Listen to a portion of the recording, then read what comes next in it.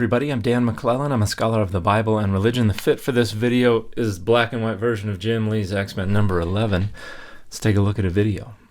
I decided to let the Lord speak to me as I read through the Bible. I started to get really disturbed by some of the things that I was noticing. So Bob here is having trouble with some of the crazier verses in the Old Testament, and even more so reconciling how a good and just God could be involved with such crazy things. So I'm going to make a video here responding to the verses that he has. All right, let's see it. 1 Samuel 15:3. Here we see God commanding the Israelites to destroy Amalek. Now, it's important to remember when we see God killing people in the Old Testament, there's usually a reason behind it. So this is pretty standard apologetic fare for genocide, and it is utterly pathetic. It is an attempt to make it okay for Israel to go kill every last man, woman, child, suckling infant, and fetus in the womb. And the reasons are fabricated.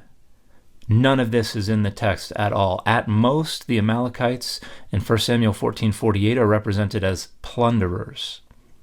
Israel is far worse, but we actually have an explicit reason given in 1 Samuel 15:2 for why Israel is to go engage in cherem, or ritual slaughter, sacrifice, genocide. And what's that reason? God remembers that centuries before their ancestors fought against Israel when they were coming up out of Egypt. That's why they tell the Kenites, hey, get out of here. We're not after you, because they were kind to Israel when Israel was coming up out of Egypt. These are people who had absolutely nothing whatsoever to do with what they claim their ancestors did centuries before. But even the story of the genocide of the Amalekites is just propaganda. It's a way to set up Saul so that he can be represented as not obeying Adonai in all things, so that he can be dismissed, the kingdom can be taken from him and given to David, who, by the way, later on goes and kills all living things among the Amalekites, not because God told him to, not because they were being violent, but because he didn't want to leave any survivors or witnesses who could go report that he was betraying the Philistines. So there's no excuse for this genocide, and this attempt to excuse it is absolutely pathetic. Numbers 5:11 through 21 talks about how if you suspect your woman of adultery, you should use this recipe to induce abortion. We have to remember this was a time when women were brutally killed, even if they were suspected of cheating on their husband. So God creates this ritual to essentially save the lives of not only innocent women, but also women that were guilty for cheating on their husbands. Also, the word miscarry is only found in the NIV translation, not anywhere else, and it's refuted by many scholars that this ritual had anything to do with an abortion or a baby. So this is the sotah, the ordeal of bitter waters, and I would have two things to say in response. The first is that I actually agree with this creator that I don't think a fetus or pregnancy is in view here. I think the favorable outcome of the sotah is that the woman is blessed with fertility. That's why it says she will conceive. There's not a pregnancy in view when she goes through the ordeal. The unfavorable outcome, I would argue, is that she will be cursed with infertility. The imagery that is used to describe the curse is associated in broader ancient Southwest Asian literature with infertility. The other thing to say is that there are absolutely no data whatsoever that suggests this is a protective ritual, that this has anything to do with preventing men from just indiscriminately killing women they suspect of adultery. That is just making up a reason that this ritual is okay. But it's not. It robs women of their agency. It allows men to impose their will upon them because of their own insecurities and their own suspicions. Numbers 31:17. So it's important to remember that in this conflict, the Midianite women were not innocent. They were actively prostituting themselves to Israelite men to convince them to abandon the cause, abandon God, or else. So this is pure and utter fabrication. There's no text anywhere that suggests any, much less all, Midianite women who were not virgins were engaged in some act of sex work and seduction and things like that. The only thing we have is Numbers 25, where an Israelite man brings a Midianite woman into his family, marries her. So it's intermarriage with the Midianites that is represented as the issue. And then Phinehas kills them both, a ritual sacrifice that purges the camp of the sin. And so this is just making excuses for what really is going on with killing all of the men and all of the women who were not virgins and keeping alive the women who were virgins. That's about sex slavery, and that's pretty explicit in the text, but that's unacceptable for apologists.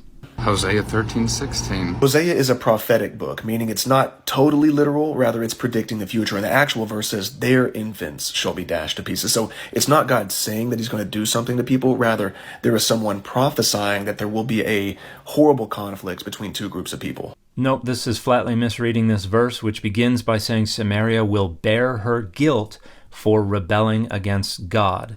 And the fact that this is God's punishment is reflected also in verse 14, where we have these rhetorical questions where the answer is no, God will not restrain Sheol and death. And the verse ends by saying God will not be compassionate.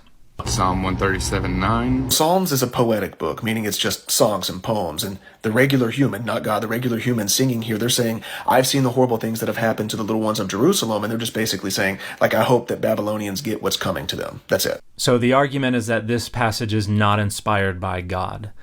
I'm going to need a list of all the passages in the Bible that are not inspired by God.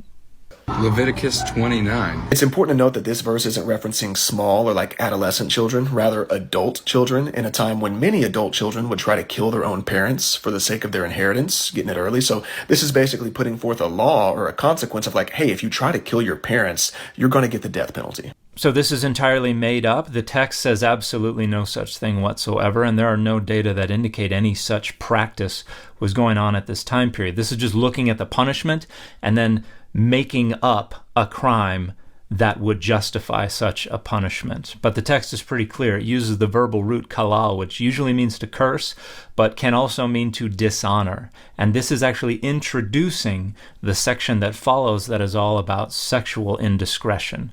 So the idea here is, hey, this all dishonors your father and your mother. The punishment for all of these is the same. In Judges 11:30 through 40, Jephthah killed his young daughter because the Lord commanded it. God didn't command Jephthah to do anything. You read the verse, God doesn't co-sign on the vow, God doesn't enforce it at any point. Many scholars agree that Jephthah was just acting on his own accord, and it's kind of stupid that he did that. He shouldn't have done it. So it would be true to say that God did not command this. It is false to say that God did not co-sign the vow, because the story starts with the Spirit of God coming upon Jephthah. And Jephthah makes this vow, if you deliver the Ammonites into my hands, I will offer as a burnt offering the first thing that comes out of my door. The text explicitly says that God delivered the Ammonites into Jephthah's hands, and he ultimately has to sacrifice his daughter, who says, hey, you made a vow to Adonai, you have to fulfill that vow. He does. He continues to have military success. There is not a single syllable of indication that anyone disapproved of this, not God, not anyone else. Jephthah continued to have the success that he asked for in exchange for sacrificing his daughter as a burnt offering. Do you remember how God hardened Pharaoh's heart? God said, I want Pharaoh to do this. And then he took away Pharaoh's free will and forced him to continue to behave in a horrible way. Not really. For God to have to actually harden Pharaoh's heart, we would have to see it soften or him become sympathetic towards the Israelites at some point.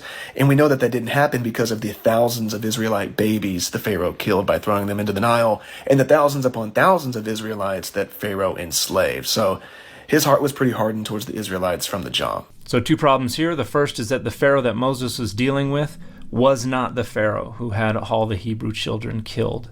That Pharaoh died at the end of Exodus chapter 2. Second problem is the text of Exodus explicitly and repeatedly says that God hardened Pharaoh's heart so that he wouldn't listen to them, heed their words, have compassion on them. So yes, the text is quite explicit.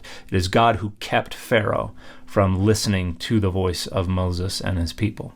2 Kings 2:23 through 24. Most scholars agree that because there were 42 young men approaching Elijah, that he was actually in very serious danger, and God used the bears to maul, but the Hebrew word translated indicates less than serious injuries. So this is false on two grounds. To begin, it does not identify them as men. It identifies them as Na'arim Ketanim, which means little children. It absolutely refers to little children and not to men. Second problem is that it does not refer to less than serious injuries. The verbal root there is baka, which means to cleave or to split. And so it says that they tore them to pieces.